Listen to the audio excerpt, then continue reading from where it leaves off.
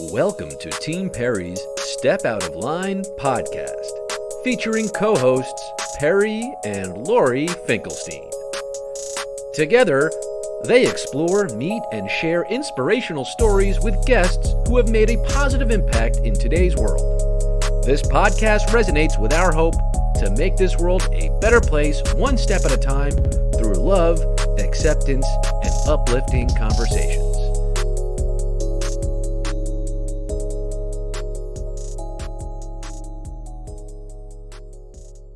The thing that I did that was most stepping out of line was going to work for Chai Lifeline. I certainly didn't plan on that, when I was in high school, and I thought I was going to go to law school and just, have a regular job like everybody else.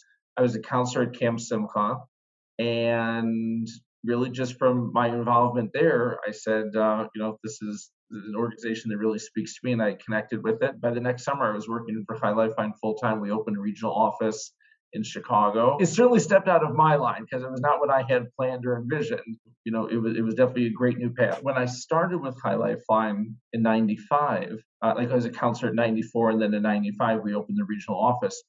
I wasn't really thinking that this was going to, I thought, this is very important. We really need to open a regional office in Chicago. I was born and raised in Chicago. I think at the time we had probably about 300,000, Jewish people. And I said, well, it's kind of amazing there's not a Chai Lifeline office here. I think it's a real need. Let's set it up. Let's get this started. I don't think I envisioned myself, running it for the next 10 years. And then, certainly there was no marathon at that point. I had no idea about that. It really did just kind of snowball. So in all fairness, I do have to say, as far as the, stepping out of line goes, it's not like I really sat down and made this conscious decision of, this is my calling. This is the new, this is what I'm going to do the rest of my life. I guess at some point it did just sort of evolve. Let's get into it, Moshe. How did this really start? As far as any folklore goes or, confusion stories, there's only one story I always tell. So if there is any folklore or confusion of the facts, it's from someone else you've heard the story from. 2004, Ari Weinberger, my very dear friend and chairman and co-founder of, or I should say founder of Team Lifeline, Ari Weinberger was running the Disney World Half Marathon in 2004. Somewhere along that race, he just had this vision of, we should do something like this. And he literally called me after the race, and he said, I said, yeah, how was the run? He said, great. He says, I had this crazy idea somewhere between mile 4 and mile 5. I thought, we should really do something like this in the Jewish world. We should do a race for Chai Lifeline. I said, look, I don't know anything about peer-to-peer fundraising or professional running, long distance running. I said, but I know, Ari, everything you've touched is turned to gold. Ari Weinberger really has a Midas touch with projects. And I said, if you think this is great, and we should do it, then let's do it.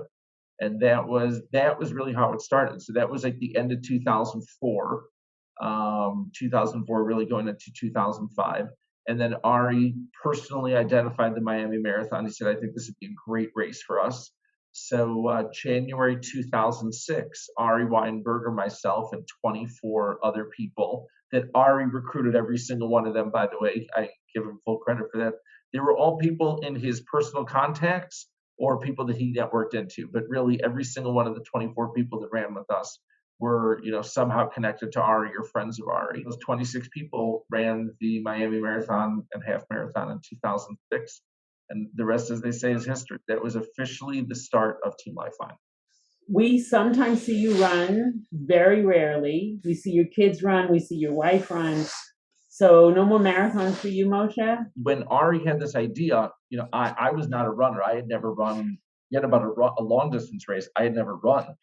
So when Ari had that idea and he recruited me as one of those 26 people, that was my first half marathon. 2006 was the first time I ever ran, 13.1 miles, and literally just followed the same exact training program that we use today. Nothing of it has changed. There might be additional tips and nuances and coaching and the mentoring. As far as that, couch potato to half marathon training program, it really is the exact same mileage every week and the same number of long runs and So really just, following that program. But it is very true, as you said, a lot of people that participate, majority of the people that participate with Team Lifeline have never run a race before. They just say like, I have to do this. This sounds amazing. The cause is, could not be better. And I'm going to do this for the children of Chai Lifeline. And people open up that training manual and they go out for that first run. And that's literally what the majority of our team looks like. Chai Lifeline families, people like yourself and your whole family, and any other Chai Lifeline family that's participated in Team Lifeline. To me, that's really always the most gratifying part of the entire season or the entire campaign. Because, as I said, I was a counselor at Camp Simcha in '94. I was a regional director for many years. So, like, there are a lot of families you interact with, and there's a lot of programs and services going on throughout the year. And people come and they enjoy them, and you feel that people gain, the Chai Lifeline families gain tremendously from the programs and services we run every year. But when you see a family say, this is so meaningful, this has had such an impact on our life, that we're going to go and train to run a half marathon or marathon and raise money so that other families, other people can benefit, from these programs and services the same way we have. So that to me is really the most gratifying is, any of the Chai Lifeline families or Camp Simcha campers, anybody that, that has been, a Team Lifeline participant and has had a personal Chai Lifeline experience or interaction speaks volumes to me and to every single person on the team and the entire organization. That like, wow, look at the important work we're doing, look at the impact it has, that the recipients, the beneficiaries themselves are coming and saying, we must continue to, to give back to this organization and make sure that it's strong and exists for, for all the families that need it. How do you handle all of us? Because we're Right. paying. Well, I mean, with Peri, it's so easy because Peri, you've really you've inspired so many people. Then you got this inspiration. You said you're going to walk 1,000 steps or a mile, and you always took on different challenges. You have a huge impact on people, so it's really easy to take the lead from you because, as I said, you inspire so many people, and on both ends, really people that that you've connected to and you've reached out to. And also just the people on the team. Like it's inspirational for everybody, on the team when they see you at the pasta party or on the course, and to know how hard you work, all year long, both the training and the fundraising, the marketing, the communications, everything you do to make Team Peri and to make Team Lifeline a success. So it's so as far as that, Lori, yeah, it's easy to take the lead from you guys because I mean you're just Peri's a superstar and you always say you bleed blue and yellow. You wear Team Lifeline on your heart, on your sleeve, and you work passionately for it all year long. There's a Team Lifeline video of Dr. Wexler speaking. After literally pretty much like right after he crossed the finish line on one of his Team Lifeline races. And there's simultaneously while he's speaking there's video footage of you playing of you crossing the finish line, and that's what he says. He says, if you asked me years ago, or a year ago, I never would have said that I'd be able to do this. Like I never thought that I could run a half marathon. He says, you're there and you look at some of these kids digging deep, and we're literally talking about you, and there's this great footage of you, Peri, crossing the finish line. He says, you think of how hard these kids work to dig deep and train to do something like this. And it's just, and then you say, what kind of excuses are you making? Just, train hard and dig deep and get yourself across the finish line. Ari had this great idea and he worked hard to get those, 24 people to join the two of us on the race. But in addition to being, persistent and just a good schmoozer, he also needed a lot of luck for people to just say, I'm going to do it. So, so thank God things did go well, being at the right place at the right time. And yeah, a lot of things, fell into place. I think he picked a great race being the Miami Marathon. People love the destination. The time of year works out great that, if you're in New York and it's freezing cold in January or February, it's a nice getaway. So that worked out well. I think they're just, like any puzzle. There's so many pieces, and they just all need to come together. I think the first year there was like a lot of high fiving each other, and we thought like, oh wow, this is great. We definitely got to come back next year. And that team of 26 turned into a team of 52.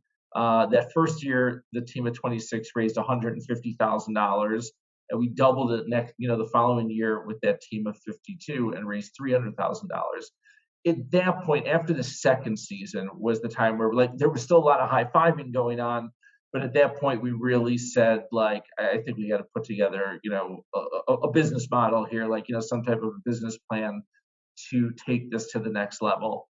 And that's really Ari's expertise. He's got a great business mind and just a great visionary for that. He's also great with the details and the spreadsheets. And it was after that second season that we really sat down and put together a plan and a model and said, all right, how do we take this to the next level? And then just put more effort into the marketing and the recruitment and really trying to grow the team and increase the fundraising efforts.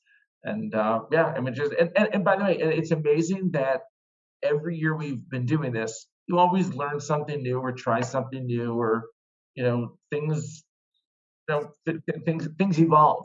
So it definitely keeps it interesting. It's a team effort. It's everyone on the Team Lifeline end, the runners, the staff, every single volunteer for the weekend, every one of the 20,000 plus people that donate to a runner every year, and as you said, everyone at the Lifetime Fitness staff, all the people that thousands of volunteers come out to put on this event. It takes a village. It takes a village. Without every single one of those pieces of the machine, it does not work. Anything that you always wanted to know about Team Peri? You're definitely on target to hit a big number this year. As far as how it's going to happen, Lori, I would say the how is sitting right on your right hand side. Peri, my experience with you telling stories has been twofold. One is when you interned for Team Lifeline and you would do like social media stories and cover a lot of the runners. You did an amazing job of telling their stories.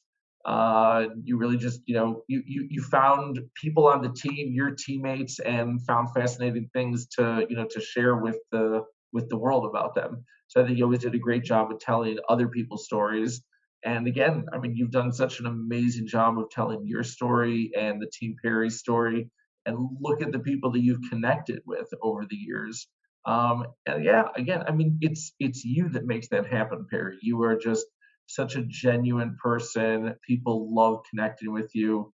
The companies, the CEOs, the celebrities that you've impacted and really been able to reach out to, tell your story, and find a special place in their heart is really just a tremendous attribute to you and the talents that you have.